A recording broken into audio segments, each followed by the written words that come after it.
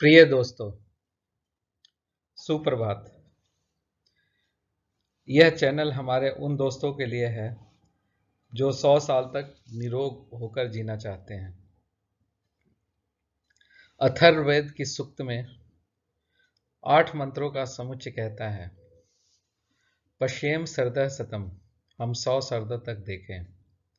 जीवेम सरदः शतम्, 100 वर्षों तक हम जीवित रहें। बुद्धेम सरदः शतम्, 100 वर्षों तक हमारी बुद्धि सक्षम बनी रहे। रोहेम सरदः शतम्, 100 वर्षों तक हम वृद्धि करते रहें। पुषेम सरदः शतम्, 100 वर्षों तक हम पुष्टि प्राप्त करते रहें। भवेम सरदः शतम्, हम 100 वर्षों तक बने रहें। भूयेम सरदः शतम्, 100 वर्षों तक हम पवित्र बने रहें, अर्थात कुत्सित भावनाओं से मुक्त रहें। और अंतिम है भूयसी सरदः शतात्, 100 वर्षों से भी आगे ये सब कल्याणमय बातें होती रहें। हम सब स्वस्थ रहना चाहते हैं और हमें स्वस्थ रहने के लिए 2 चीजों की जरूरत है।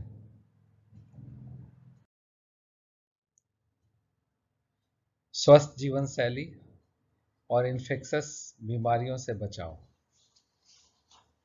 मैं डॉक्टर विमल सिंह विगत 25 वर्षों से इस डॉक्टरी पेशे से जुड़ा हूं। मैंने पटना मेडिकल कॉलेज से MBBS की डिग्री प्राप्त करी।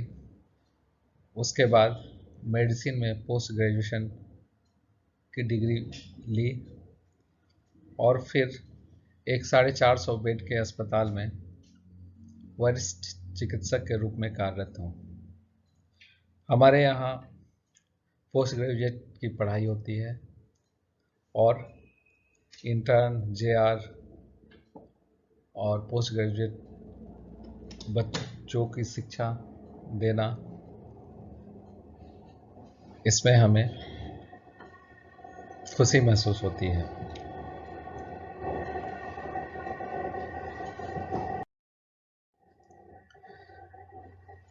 हमारे इस वीडियो के प्रेजेंटेशन का एम क्या है? मैंने पहले भी बताया है कि क्रोनिक बीमारियों का प्रचलन धीरे धीरे समाज में बढ़ता जा रहा है और ये दोनों मेल और फीमेल में एक समान पाया जाता है। यह एक मेरा प्रयास है कि आप लोगों को इस वीडियो के माध्यम से बीमारी के बारे में जानकारी दी जाए ताकि इसका सही समय पर डायग्नोसिस किया जा सके और फिर उचित इलाज की जा सके ताकि एक हैप्पी और हेल्दी लाइफ हम जीत सकें। कुछ क्रोनिक बीमारियां जिसके विषय में हम आगे आने वाले वीडियो में बताएंगे, उसमें है diabetes, hypertension, tuberculosis, jaundice, chronic kidney disease, chronic liver disease इत्यादि। जैसा मैंने पहले भी बताया है कि जो हमें हेल्थ प्रॉब्लम होते हैं मुख्यतः 2 तरह के हैं। पहला एक्यूट, ये ज़्यादातर इन्फेक्शस डिजीज होते हैं और कुछ समय के लिए होते हैं। जैसे अभी कोविड की बीमारी है, अगर किसी को यह लगती है तो सामान्यतः 2 से 3 हफ्ते में मरीज ठीक हो जाता है, अनलेस अनटिल उसको कुछ कॉम्प्लिकेशन डेवलप ना करे। इसी तरह से डायरिया, टाइफाइड, कोलरा इत्यादि बीमारियां हैं जो एक्यूट बीमारियां होती हैं। कुछ क्रोनिक बीमारियां हैं जो सामान्यतः हमारे लाइफ स्टाइल से जुड़ी होती हैं और वो काफ़ी लंबे समय तक हमारे साथ चलती हैं। कई बार अंत समय तक ये हमारे साथ बनी रहती हैं। उसका एग्जाम्पल है डायबिटीज़, हाइपरटेंशन इत्यादि।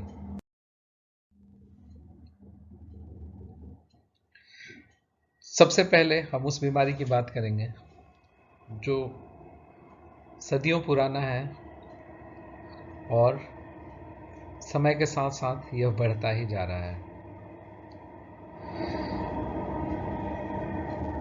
उस बीमारी का नाम है डायबिटीज, जिसे पहले हम मधुमेह के नाम से भी जानते रहे हैं। यह एक स्वीट पॉइजन है। हमारे शरीर में शुगर की मात्रा बढ़ जाती है, उसकी वजह से यह बीमारी होती है। अनुमान लगाया गया है कि आज जो वर्ल्ड का पॉपुलेशन है उसमें करीब 422 मिलियन लोग, या यूं कहें 42 करोड़ लोग इस बीमारी से ग्रसित हैं। ये 2014 का डाटा है। आज 2020 में करंट सिचुएशन क्या है? लगभग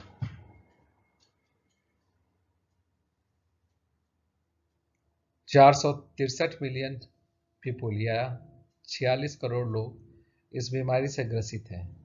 ये इंटरनेशनल डायबिटिक फेडरेशन है, उसका डाटा है। अकेले भारत में ही 77 मिलियन यानी 7.5 करोड़ के आसपास लोग इस बीमारी से ग्रसित हैं।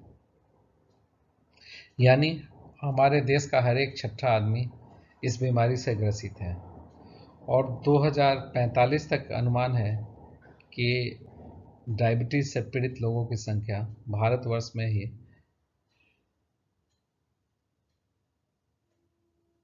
134 मिलियन यानी 13.5 करोड़ के आसपास हो जाएगी। तो सबसे पहले हम ये जानते हैं कि इस बीमारी के लक्षण क्या हैं। इसमें 3 पी होते हैं, यानी पॉलीडिप्सिया, पॉलीयूरिया, पॉलीफेजिया। मतलब पॉलीडिप्सिया का मतलब बहुत प्यास लगना, बार बार मरीज को इसमें प्यास लगती है, हर एक थोड़ी देर के बाद उसे लगता है कि फिर से प्यास लग गई। पॉलीयूरिया मतलब बार बार पेशाब के लिए जाना, कई बार रात में भी कई बार पेशाब करने के लिए उठना पड़ता है। पॉलीफेजिया भूख का बहुत ज़्यादा लगना और ज़्यादा खाना, उसकी वजह से मोटापा बढ़ते चला जाता है। नॉन हीलिंग और डिलेड हीलिंग ऑफ वुंड, कोई भी घाव है सामान्यतः हफ्ते 10 दिन में भर जाता है, लेकिन जिसको डायबिटीज़ हो उसे भरने में महीनों लग सकते हैं। Repeated infection in skin, mouth और जेनिटल यूरिनरी ट्रैक्ट, इसका मतलब फोड़े फुंसी बार बार स्किन के ऊपर सब जगह निकल सकते हैं, या जेनिटल यूरिनरी ट्रैक्ट में भी इन्फेक्शन हो सकता है, पेशाब में जलन महसूस हो सकती है। यह ऐसा लक्षण बार बार हो सकता है। हमें अलर्ट कब होना है? हमें कब सोचना चाहिए कि कहीं हमें डायबिटीज़ तो नहीं। अगर कुछ खास फैमिली बैकग्राउंड हो तो हमें अलर्ट हो जाना चाहिए और तुरंत जांच करानी चाहिए। जैसे फैमिली हिस्ट्री, अगर किसी के माता या किसी के पिता या फिर दोनों पेरेंट डायबिटीज से ग्रसित हो तो उन्हें अपने शुगर की जांच करानी चाहिए। मोटापा, अगर किसी का बॉडी मास इंडेक्स 25 किलोग्राम पर मीटर स्क्वायर से ज़्यादा हो तो उसे शुगर की जांच करानी चाहिए। इस बॉडी मास इंडेक्स के बारे में हम लोग विस्तार से आगे के वीडियो में समझेंगे। हाइपरलिपिडीमिया, मतलब अगर फैट की मात्रा आपके शरीर में, खास करके खराब फैट की मात्रा ज़्यादा हो, जो कि ब्लड टेस्ट से पता लगाया जा सकता है, तो उसे अपने शुगर की जांच करानी चाहिए। अगर किसी प्रेग्नेंट लेडी ने ज़्यादा वेट के बच्चे को जन्म दिया है तो उसे भी अलर्ट होने की ज़रूरत है, उसमें भी डायबिटीज़ की संभावना बनी रहती है। और आज के डेट में कोई भी महिला या कोई भी पुरुष जिसकी उम्र 30 से ज़्यादा हो उसे अपना एक बार शुगर चेक करा लेना चाहिए। खास करके उन लोगों को जिनका सेडेंट्री लाइफ स्टाइल है, जो बैठकर काम ज़्यादा करते हैं, चलने फिरने का काम नहीं है, मेहनत का काम नहीं है, सो कॉल्ड जिसे हम वाइट कॉलर जॉब कहते हैं, वैसे काम में जो लोग लगे हैं उन्हें अपने शुगर की जांच करानी चाहिए। आप देख सकते हैं इसमें सबसे ज़्यादा डायबिटीज़ होने की संभावना किसकी है? जिसका वेट सबसे ज़्यादा है उसमें संभावना सबसे ज़्यादा होती है। तो सबसे राइट में जो फिगर है उस शख्स को सबसे ज़्यादा डायबिटीज़ होने की संभावना है। ये एक अल्सर है जो जल्दी से भर नहीं रहा है, तब इसमें हमें शक होता है कि कहीं इसे शुगर तो नहीं। कुछ लोग कहते हैं कि ठीक है, एक्सरसाइज करने से क्या होता है? नहीं, ये शुगर के बचाव के लिए बहुत ज़रूरी है। और जितना हम फिजिकली एक्टिव रहेंगे और जितने अपने आप को फिट रखेंगे उतना ही ज़्यादा इस शुगर से बचाव कर सकते हैं।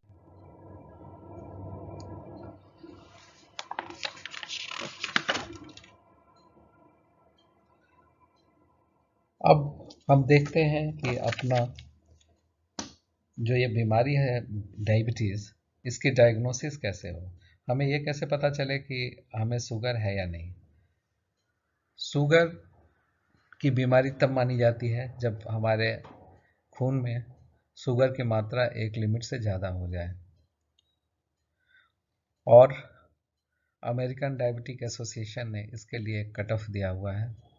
उसी के आधार पर हम ये निर्धारित करते हैं कि कौन से पेशेंट का शुगर नॉर्मल है। नॉर्मल के बाद अगला स्टेज होता है प्री डायबिटीज़, मतलब अब डायबिटीज़ हुआ नहीं है लेकिन उसे होने वाला है। और तीसरा स्टेज है फुल ब्लोन डायबिटीज़, जिसे डायबिटीज़ हो चुका है। तो नॉर्मल शुगर लेवल क्या है? हमारे ब्लड में ताकत के लिए शुगर चाहिए, हर एक काम करने के लिए हमें ब्लड में शुगर चाहिए।